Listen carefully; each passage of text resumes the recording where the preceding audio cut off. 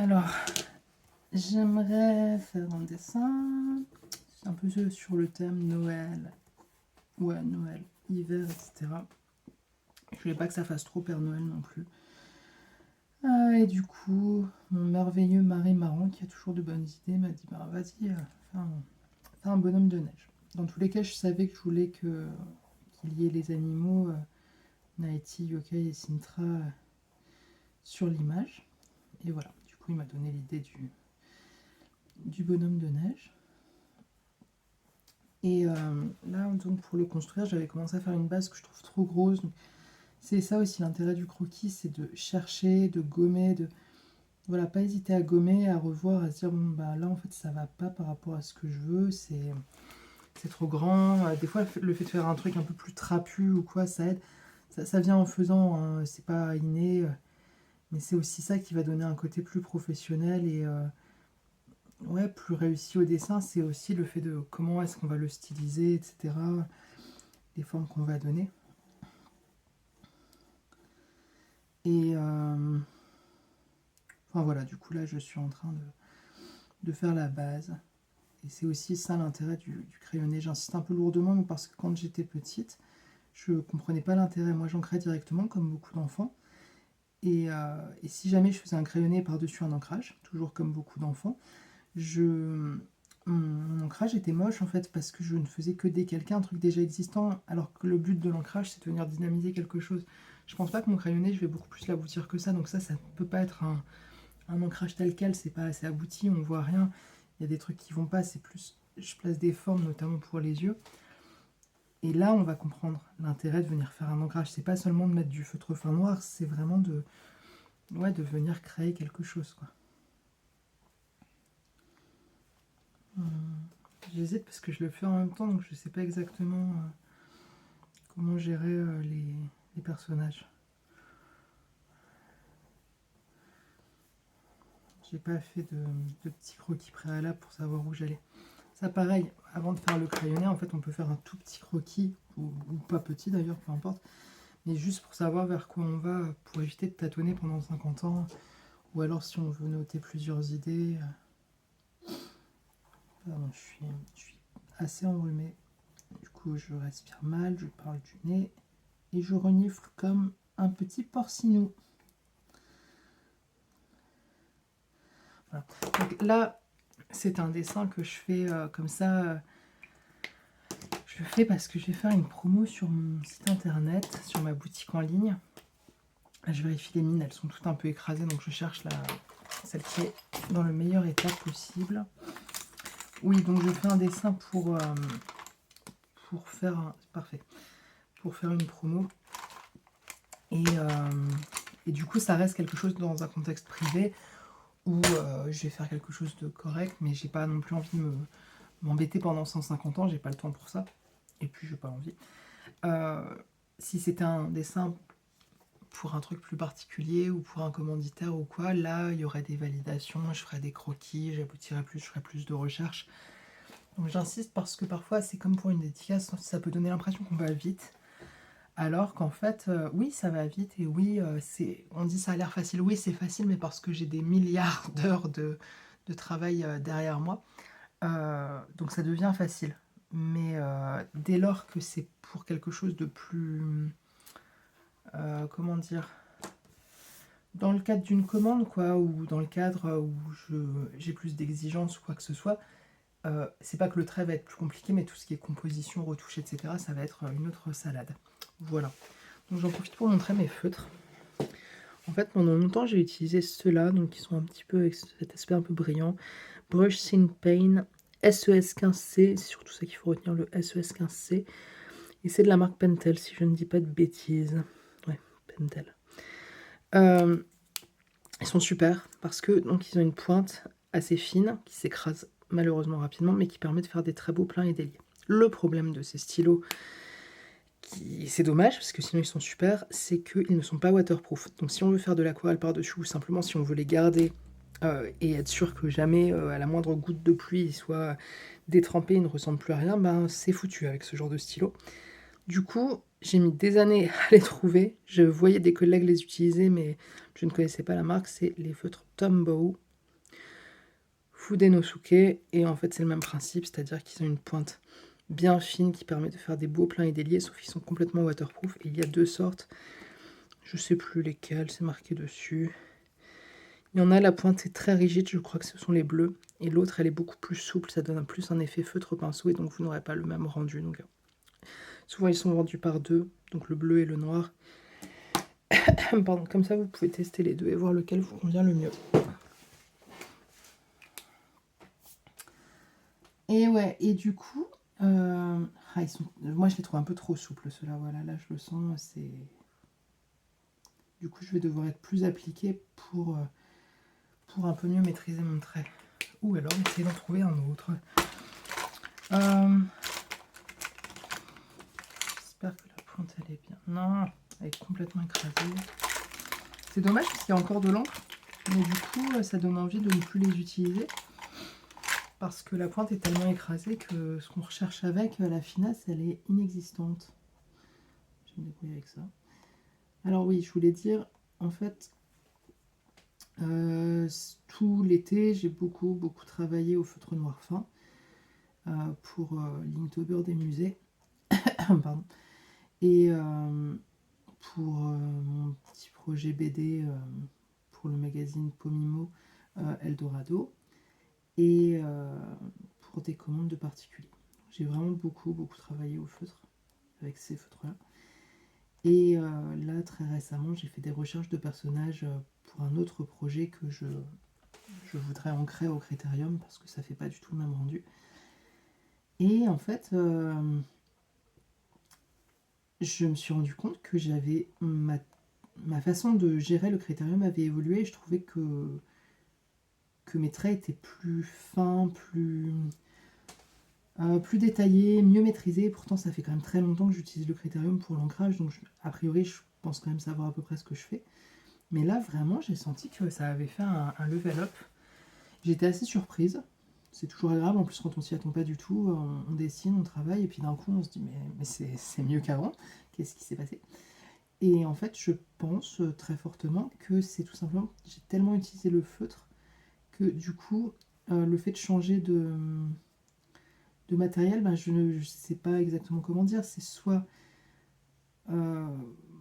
c'était plus simple d'un coup d'utiliser le Critérium, soit j'ai appris à gérer différemment la pression à force d'utiliser des feutres pendant plusieurs semaines. Et du coup, en tout cas, ça a changé positivement mon rapport au Critérium.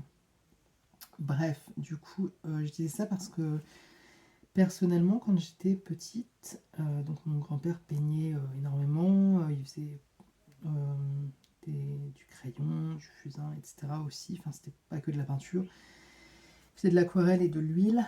Et donc, bref, je l'ai toujours vu utiliser beaucoup de techniques. Et en fait, mes grands-parents maternels m'ont un petit peu poussé là-dedans. Ils m'offraient des matériaux, du matériel de dessin. Et toujours pour un peu me pousser, l'air de rien, à apprendre d'autres choses. Donc j'avais utilisé des pastels. Et puis aussi, quand j'étais petite, on trouvait dans une espèce de solderie de livres, je ne sais pas du tout si ça existe encore, c'était des bouquins pour apprendre des techniques. Donc il y avait une partie livre tutoriel. Et dans le livre était intégré comme une espèce de petit coffret sous plastique avec des matériaux. Donc ça pouvait être un peu de peinture et du papier, des crayons, etc. Donc ça dépendait des thèmes. Et grâce à ces bouquins-là, des bouquins avec du matériel intégré, j'ai essayé vraiment beaucoup de techniques. J'étais très en demande de ça quand j'étais petite. C'est passé après, à l'adolescence, je pense un peu la flemme d'essayer de nouvelles choses. Et puis, je sais pas trop. Sans doute un truc d'adolescent, ou la flemme, quoi, je sais pas. Bref, toujours est-il que quand j'étais petite, en tout cas, j'étais très demandeuse de tout ça. Et j'ai essayé beaucoup de techniques. Et vraiment, j'en suis ravie parce que il y en a, je sais qu'elles me conviennent pas. Donc, j'ai pas insisté. On pourra peut-être dire que c'est dommage ou quoi, je sais pas. Je devrais peut-être réessayer, mais j'en ressens vraiment pas l'envie. Mais au moins je suis fixée et je pense que ça apprend forcément des choses en fait, d'essayer une technique. peu importe si elle nous convient ou pas. Et oh, pardon, j'ai du mal à parler, comme je me concentre en même temps et en plus que je suis malade, tout est un peu laborieux là. Et puis du coup, je vais arrêter 5 minutes. Donc, pardon, le fait d'avoir essayé plusieurs techniques, les techniques s'influençaient les unes les autres.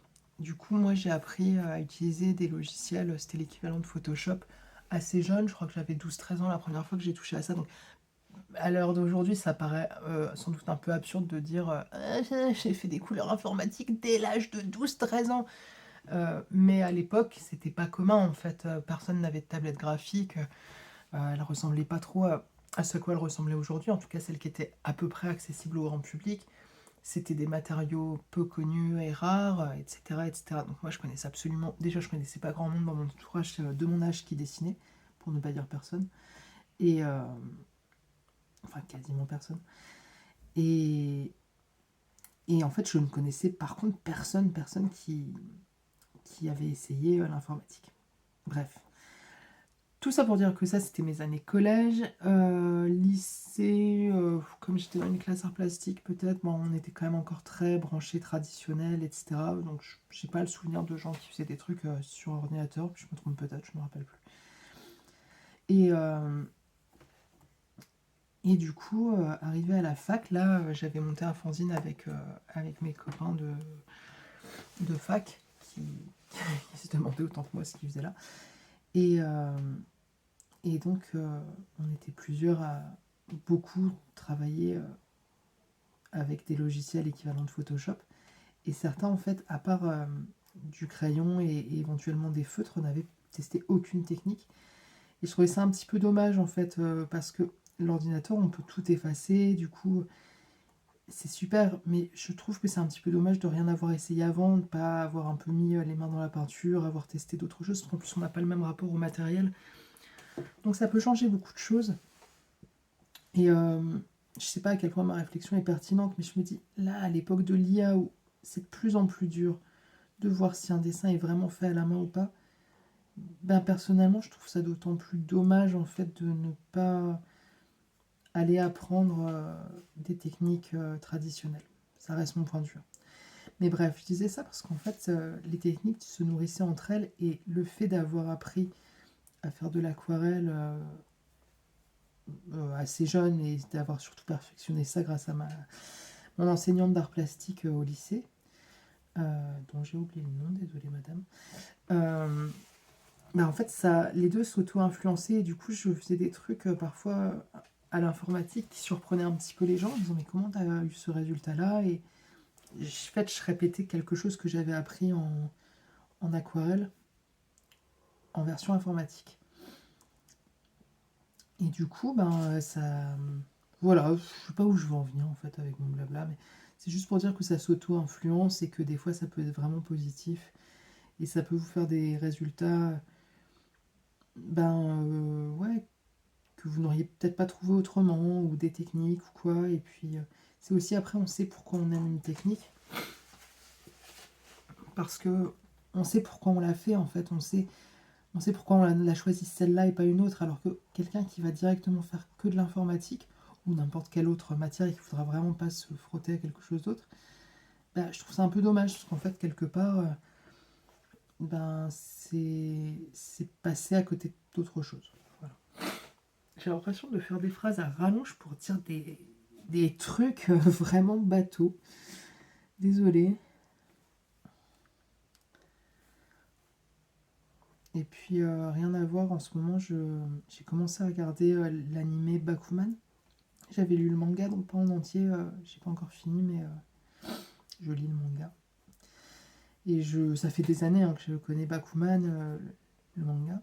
Et à chaque fois que je le lis, je me dis, ouais, ça redonne quand même sacrément d'énergie, ça donne vraiment le feu sacré, l'envie de faire, etc.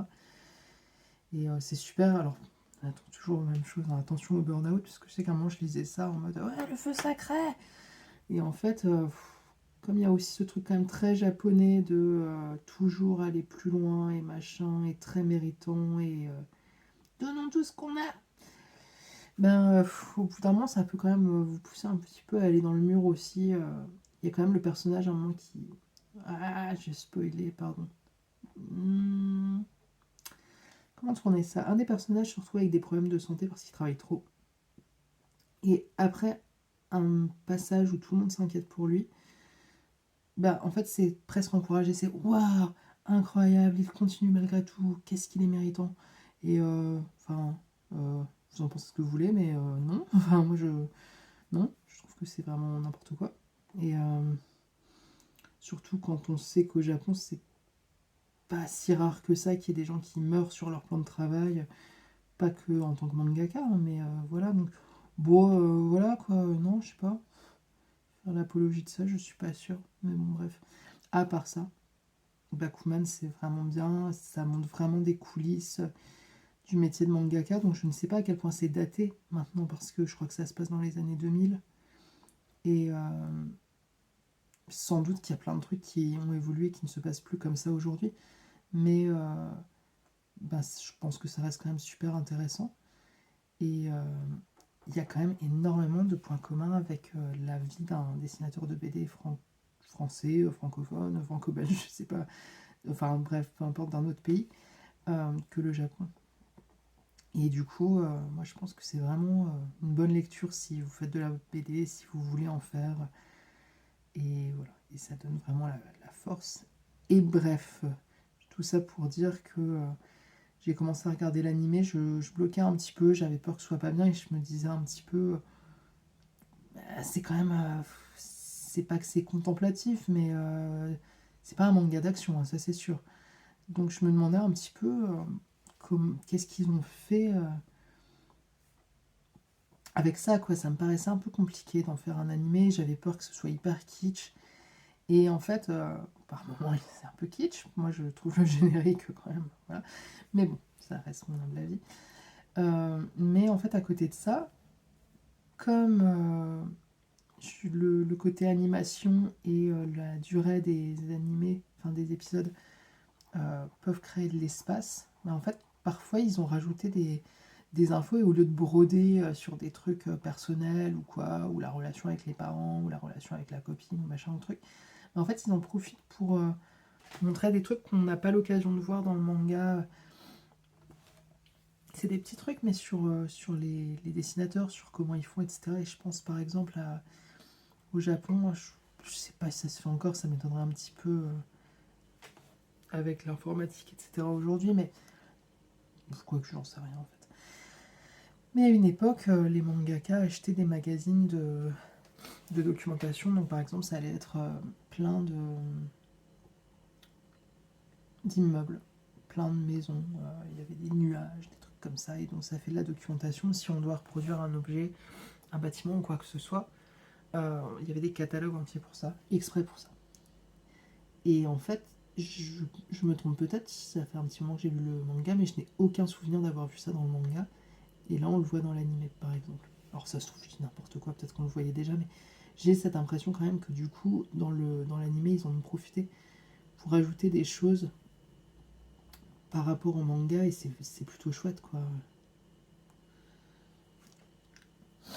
Voilà, et pardon pour les reniflements, et tout ça pour dire, ouais, Bakuman, bonne lecture, quoi. Vraiment, je le conseille très fortement.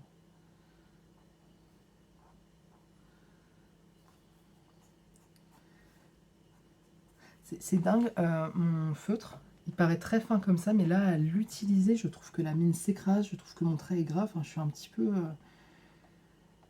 ouais, je suis un peu déçue parce que c'est pas... Je suis pas en train de faire le dessin du siècle, hein, mais quand même, j'avais un peu envie de faire un truc bien, donc je dis pas que je l'ai raté, mais je m'attendais à un truc plus fin, et c'est pas très agréable, hein, au-delà de ça, à dessiner, donc je suis un petit peu saoulée.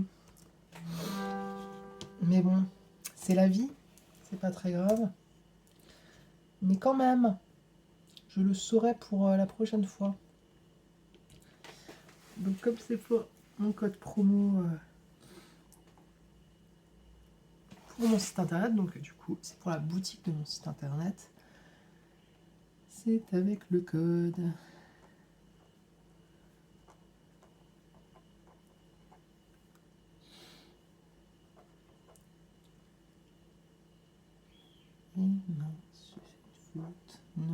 un dentelle.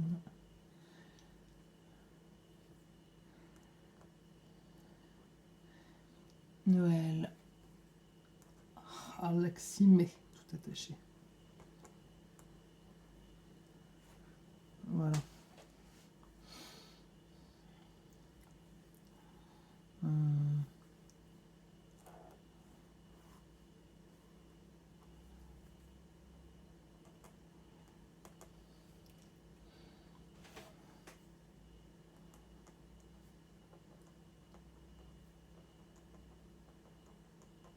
Voilà, donc c'est moins 15% sur tout le site. Et voilà. Comme ça, parce qu'au début j'avais commencé à dire oui, sur tel et tel article, sur tel et tel machin, et ça n'en finissait pas. Je me suis dit, bon, pour moi, c'est pas forcément très rentable, notamment pour les boucles d'oreilles, parce que déjà, entre les matériaux et le temps que j'y passe, c'est pas du tout rentable pour moi de faire ces boucles d'oreilles. Et comme les envois sont déjà gratuits, c'est encore moins rentable. Mais j'aime bien quand même, et puis bon, ça permet d'avoir au moins un truc vraiment... Enfin, moi je trouve, hein, ça reste un dessin original, même si on s'en rend pas forcément bien compte. 2 dessins originaux, du coup, comme ce sont des boucles d'oreilles, ça permet d'avoir un original pour un prix vraiment accessible. Et moi j'aime bien l'idée de rester accessible. Voilà.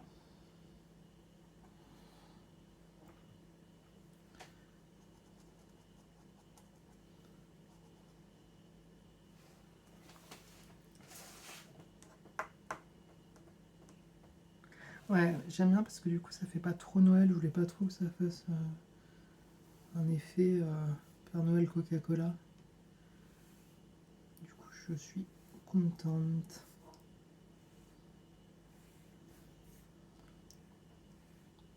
Et pourquoi fais-tu un gruyère en faisant le cadre, Alex, me demanderez-vous? Parce que j'ai une idée, je sais pas si elle est bonne, je vais essayer de faire des petits flocons qui tombent. Mais ça se trouve c'est moche. On va voir. Voilà pourquoi je disais au début de la vidéo qu'il y a des trucs, ça, on les improvise pas, on calcule tout à l'avance quand on travaille avec un commanditaire. Parce qu'il va dire mais qu'est-ce que vous avez fait? C'est quoi cette horrible gruyère? Ce sont des flocons de neige, mais non, ça fait moche, qu'est-ce que vous avez fait? Oui, mais moi je m'étais dit, je suis une artiste, je vais tenter des choses. Eh bien arrêtez de faire l'artiste, vous n'êtes pas là pour ça. Pardon.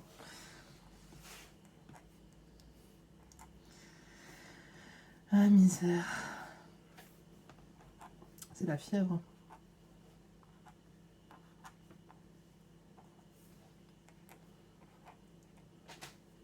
Ah non, ça a bavé. Pas grave, la magie de l'informatique va sauver ça. Je fais quoi en fond? J'aimerais bien faire un petit truc.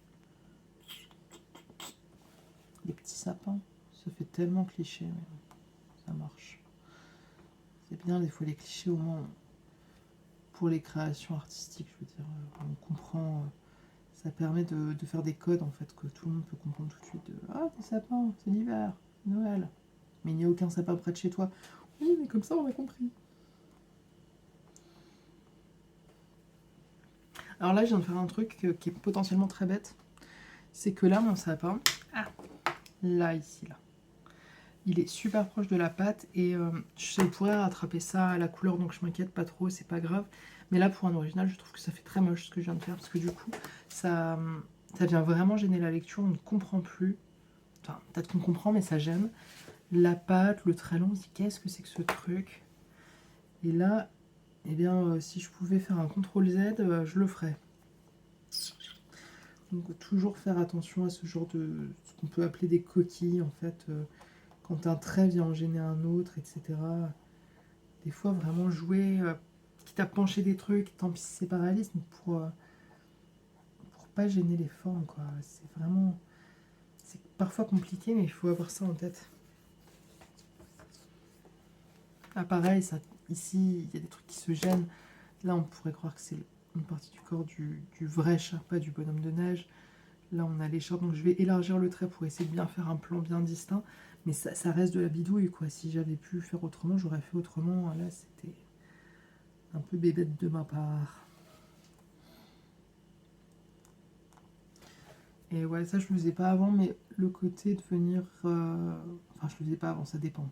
Moi j'estime que je le faisais pas avant, mais certains de mes collègues, mes anciens collègues de l'atelier Kawa diraient ouais Alex et ses contours horribles qu'elle fait partout, il faut qu'elle arrête. Mais c'était pas tout à fait ça que je faisais, mais c'était un truc un peu inspiré de Murra, l'illustrateur incroyable, que tout le monde connaît je pense.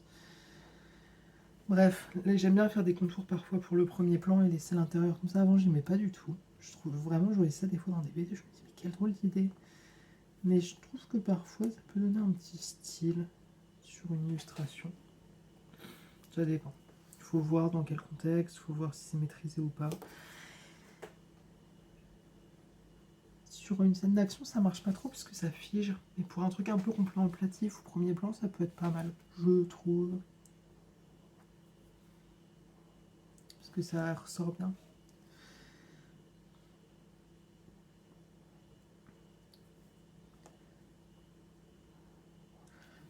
Ce matin, j'ai entendu un truc d'Alexandre Astier. Je me suis dit, ah, je vais partager sur Facebook, puis j'aime pas trop partager des trucs hors de mon travail. De toute façon, Facebook. Quoi.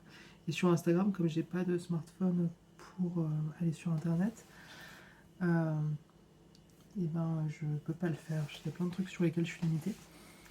Et du coup, Alexandre Astier avait fait tout un speech dans une interview en disant le rôle d'un artiste, c'est pas d'être un génie. Et il faut désacraliser les artistes en ayant ce truc de génie qu'on veut tout le temps imaginer partout. Il disait, bah, quand on voit des jeunes gens qui... Ah oui, il prenait l'exemple de Ed Sheeran, qui avait fait écouter un truc qu'il avait enregistré, je crois, quand il était ado ou jeune adulte, je ne sais pas. Et apparemment, c'était vraiment nul, mais vraiment. Et donc c'était pour montrer, c'était par rapport à ces histoires de dons aussi, de bah ouais, mais non, en fait là, vous me trouvez peut-être très talentueux, mais regardez, à peine 5 ans plus tôt, j'étais nul. Et donc, Alexandre Astier, oh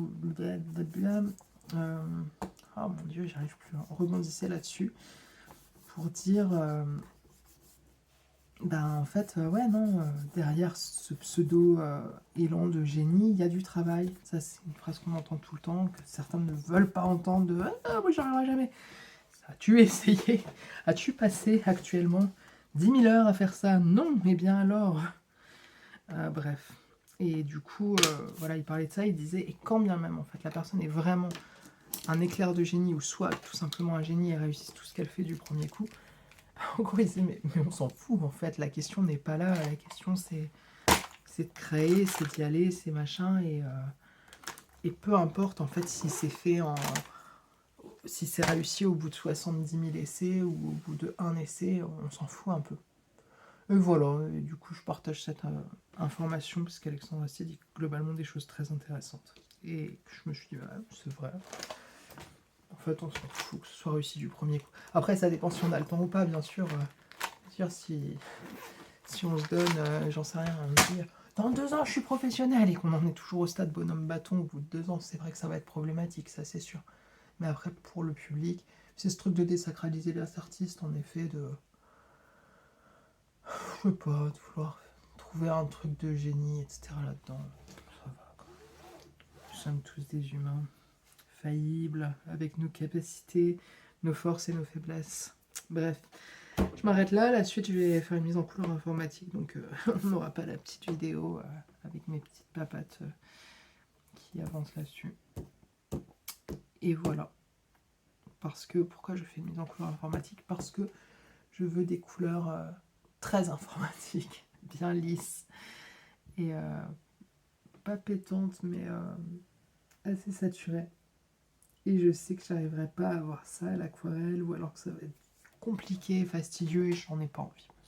Pour ce genre de dessin que je fais au feutre, je préfère une mise en couleur informatique. En général, ça dépend pas tous, mais présentement, je préfère. Et voilà. Bref, ça devait être long à m'écouter parler, là. Ça devait être chiant. Désolée. Bon, et ben, portez-vous bien.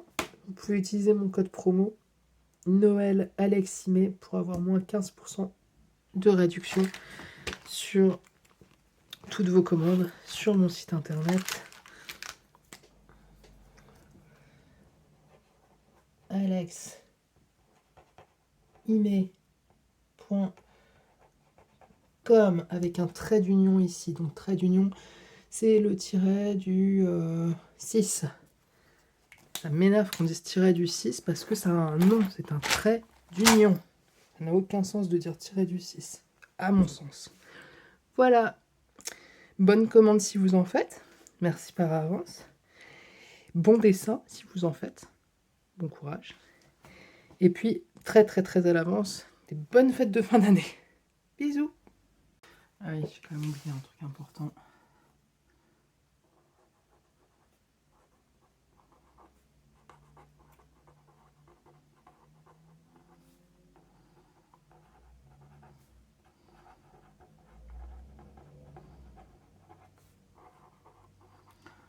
Du 15 novembre au 25 décembre 2025. Du coup, 25 décembre, même si vous avez raté vos fêtes de Noël ou si vous les fêtez en retard, comme ça peut parfois arriver, parce que c'est compliqué de se réunir avec le boulot, les gens qui vivent loin, tout ça, ben, vous aurez jusqu'au 25 pour commander.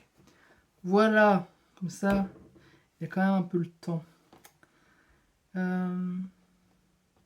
Et puis, alors, dernière chose, livraison gratuite en France métropolitaine via Mondial Relais. Par contre, dès que ça sort de la France métropolitaine et que vous ne passez pas par Mondial Relais, il faudra voir pour ajouter des frais de port. Je crois que j'ai dit frais de déplacement tout à l'heure. N'importe quoi, donc des frais de port. Et du coup, vous pouvez commander à l'international si c'est possible, parce que par exemple aux États-Unis ça devient tellement compliqué que ça me semble très compliqué tout court de commander depuis les États-Unis. Mais on peut quand même essayer. Voilà, bisous.